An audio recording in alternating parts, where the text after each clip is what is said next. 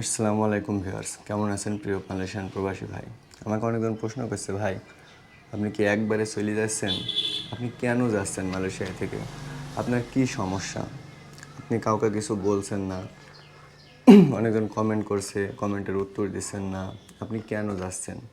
আসেন আপনাদের সকল প্রশ্নের উত্তর আজকে আমি দেবো। আমার হাতে যে রিপোর্টগুলো দেখছেন, আপনাদেরকে রিপোর্টগুলো সম্পর্কে আগে বলি। এই যে এই দুটো রিপোর্ট দেখছেন, এই দুইটা রিপোর্ট হচ্ছে আমার মালয়েশিয়ান রিপোর্ট। আমি প্রথমত একজনের কাছে রিপোর্ট করি।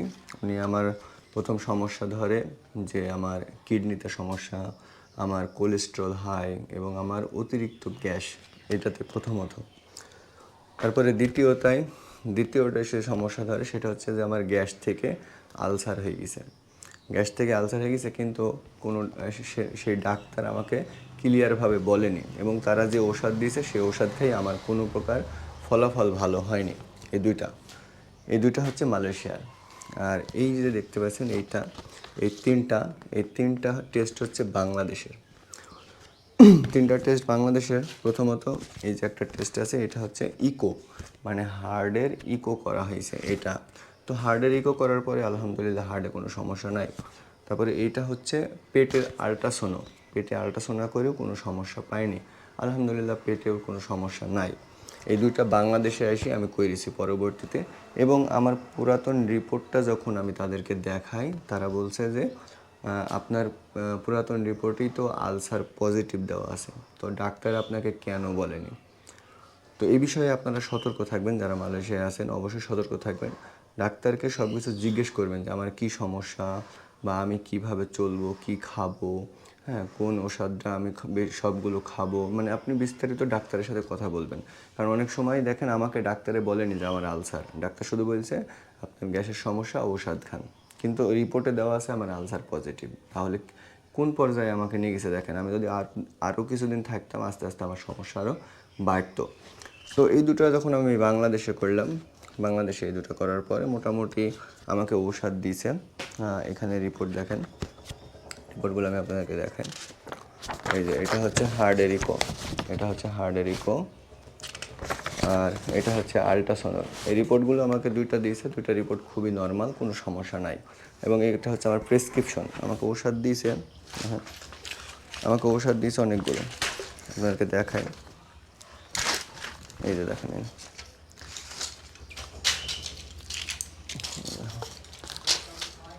আমাকে অনেকগুলো ঔষধ দিয়েছে।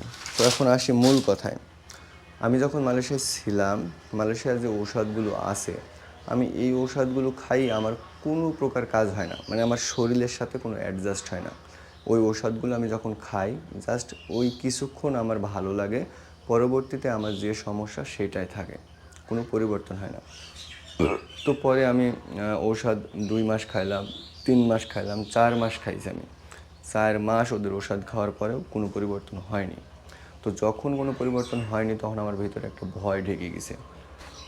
এবং আমি ডাক্তারদেরকেও বলছি যে আমার কেন হচ্ছে না। পরে ডাক্তার আমাকে বলল যে হয়তোবা এই ঔষধ তোমার শরীরের সাথে অ্যাডজাস্ট হচ্ছে না।